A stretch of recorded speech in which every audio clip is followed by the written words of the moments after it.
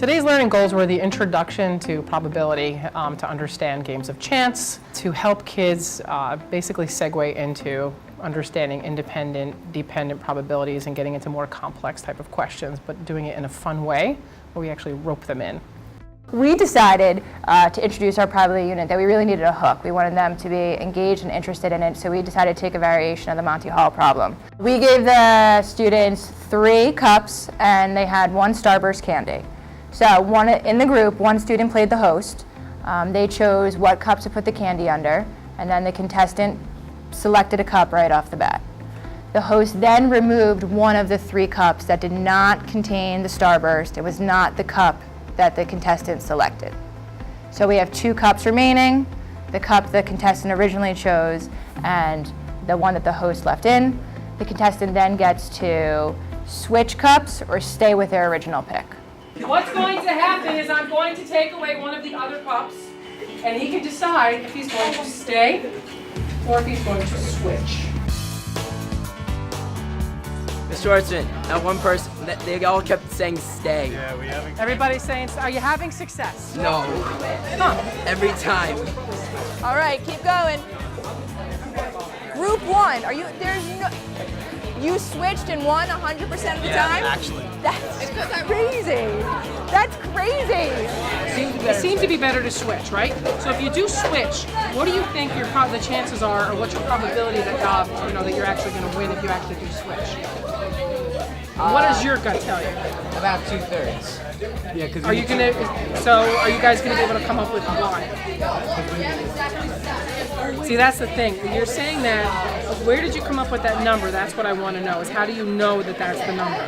So just by spewing a number out to me, I'm gonna need to know why and how you came up with that. That's what you guys are gonna have to strive towards, okay?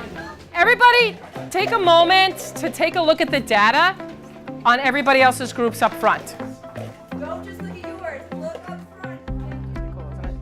Yeah. So if you were to have a pal go on to a show, Let's Make a Deal, are you going to tell him or her to stay or switch based on the data? Switch. Why?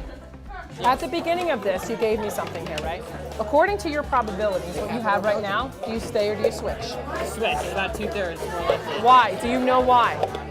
Yeah, because you remove one that doesn't have it, which means one. I know this problem. I've Right. Well, the great thing is you guys are going to be responsible together as a group to formulate a logical reason as to why and how it works. Okay. And again, because if somebody comes in and says, I want to go on Let's Make a Deal, do I stay or switch? What are you going to tell them to do? J.A. Switch. But you have to come up with a convincing argument and a logical reasoning why it works. Okay? But let's talk to them about what you said to do. Right, should I draw? Yep.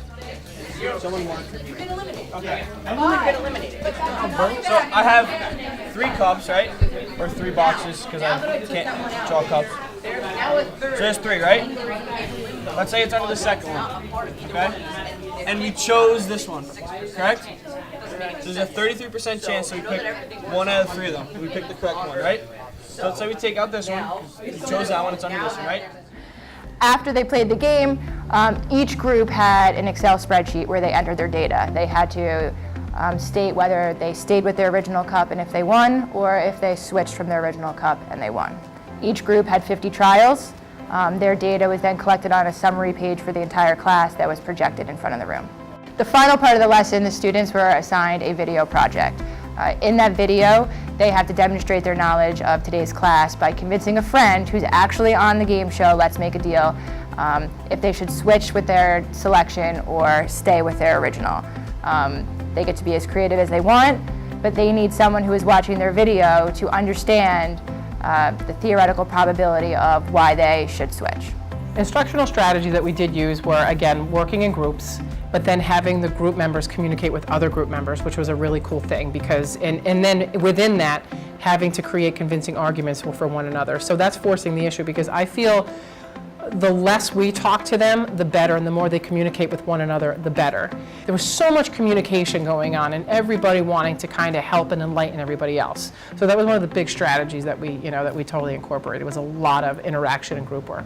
Having 2 math teachers in front of the room is certainly a different type of collaboration that is new and not often seen. So I think that's one major component that should be discussed. It's amazing to have two people with that knowledge who can circulate the room, conduct the lesson, bounce off each other, and that wouldn't have happened. And I think this lesson would have had a different feel with only one person in front of the room.